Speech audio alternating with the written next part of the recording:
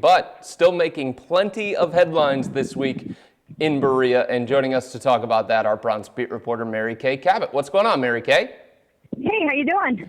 I'm doing great. So obviously the big news is Johnny Manziel is going to start the remainder of the season at quarterback. Do you think it's the right move by Mike Pettine and his staff? Yeah, I really do. I mean, not from giving them the best chance to win standpoint, because I really still believe that Josh McCown gives them the best chance to win football games right now. Mm-hmm. And I know that might sound hard, for some people to believe when you look at the record, because it hasn't shown up that way. But just from the standpoint of, just the way that he has played, I still think that he is the better quarterback. But it is the right thing to do, because you have to know. I mean, you've got right now the number one pick in the draft, and you've got to know, do you have to think about a quarterback with that pick? Or, can you ride this thing out and see if Johnny is your guy? Kay, is this decision, is it more about the way that Johnny played against Pittsburgh, or is it more about just where they are in the season and the fact that they are going into Week 11 already?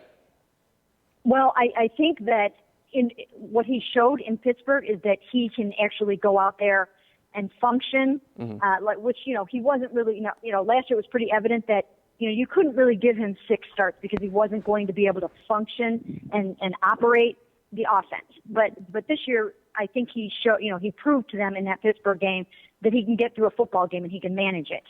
And so I think, they needed to see that before they turned the team over to him. So it's not that he went out and had this, fantastic game, because I think you have to take it with a little bit of a grain of salt. I think there has to be, the enthusiasm needs to be tempered just a tiny bit. I think the Pittsburgh Steelers gave him a lot, and he took what they gave him, which was, a lot of space and some soft coverage in the second half. And he did make nice throws and things like that, but, they obviously weren't too overly worried that he was going to, come back and beat them. So, some of it needs to be taken with a grain of salt. But I do think that, now this gives them 6 games to try to really figure out, if he can be the guy. And, I still don't know. I mean, I still think that's a big, huge question mark. You said you still don't know, Kay, but do you feel better about his chances of being the guy after Pittsburgh, or do you still feel the same way that you did going into that Pittsburgh game? I pretty much still feel the same way that I did, and I didn't feel that way just because of the on-the-field stuff. Sure. I felt that way. 50% of me feeling that way is the off-the-field issues, and that's not just that's not just what we see on Instagram and Twitter and things like that. But I mean, even if you read Peter King's story the past couple of days about Carson Palmer and how he prepares and things like that, that's the kind of dedication that you need at this level. So I wonder if he's willing to put all that time and effort into being a franchise quarterback, and maybe he is, maybe he's getting it, but I still have been concerned enough about his off the field issues and his commitment to being great. So I still feel the same way that I did going into that game. Kay, you had an opportunity for the first time to talk to Josh McCown since he was technically demoted to the backup quarterback. How do you think he's handling this whole thing? Well, you know what? He's such a great guy, and he's such a true professional. And I know that, yesterday he was, probably a little bit frustrated. Everybody was trying to get out of town, and he had talked to us extensively the day that it did happen, kind of knowing that it was going to go that way, and gave us a bunch of quotes about, how he was willing to help Johnny and everything. So I think when we caught up with him yesterday, I think he was kind of like, not really up for going back over the whole thing all over again. And everybody's like, it's just not a great day to talk to players. They just want to get on the plane and get out of there. So if, some people I think may have portrayed him as being a little bit frustrated or whatever, I think it's just, he is human. He is human. He was playing really, really well, and he got benched for things that were completely out of his control. And that is a tough pill to swallow, because he knows how precious these opportunities are. And, he probably knows, will I get opportunities to start again? Sometimes those things don't come around again. Kay, Mike Pettine has said the bye week is going to provide the Browns an opportunity to take a step back, to evaluate things and try and change some things maybe in the final few games of the regular season. When it comes to the running game, it's been an issue all season long. It was supposed to be the strength of the offense. What should the Browns do here during the bye week to change their running game for the final few games and give Johnny Manziel a little bit of help in the backfield? Well, you know what?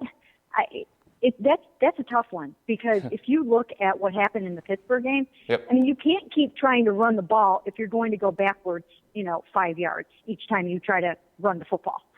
So, you can't necessarily say, hey, you know what, we're just going to run the ball. If you can't do it, you're not going to be able to do it well.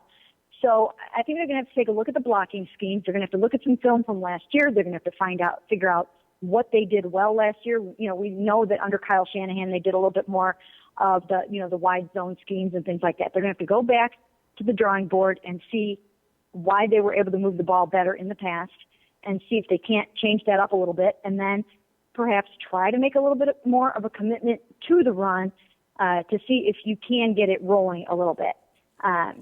And maybe give the ball to Duke a little bit more. Mm-hmm. I think they'll try. But I just don't know if it's too late in the season to try to be very effective from that standpoint. Mary Kay, on the other side of the ball, it seems like the defensive players have been more vocal, and it seemed like some of the comments were directed at the coaching staff. Did you take those comments the same way from Tramon Williams, Paul Kruger, following the loss against the Steelers? And if you did take them that way, what does that mean when it comes to their level of respect, their level of buying in to Jim O'Neill and Mike Pettin and the defense? Well, these are a couple of guys that have played on Super Bowl teams, so mm-hmm. I think that their words do carry some weight. And I do think that they're trying to say, hey, you know what, we are, we are perhaps whatever, confused by certain schemes or not, things aren't streamlined the way that we need them to be. I think the coaches need to hear what they're saying and take into account what they're saying. And maybe they even pull those guys into a room and say, let's go over this. Let's talk about this. And I'm sure the door is always open and they do that anyways. But if those guys are willing to say those things to us, then hopefully they're having those conversations, with the coaches and stuff like that. So, and then in addition to that, I do think that Mike Pettin needs to get more involved in the defense. I mean, that was his calling card. That was the reason why he was hired in the first place. That was a major reason that he was hired, that he was going to have this hallmark signature type of defense. And it's obviously not that for a lot of reasons. A lot of those reasons have to do with the fact that they don't have the same kind of players that they had in Baltimore and, mm-hmm. and New York and Buffalo when they were, in the top five and whatnot. But I do think that he needs to get back to that and kind of just let Flip and Kevin let them handle a little bit more of the offense for a while. Mary Kay, good stuff. Enjoy a Browns free Sunday. Sounds good. Thanks a lot.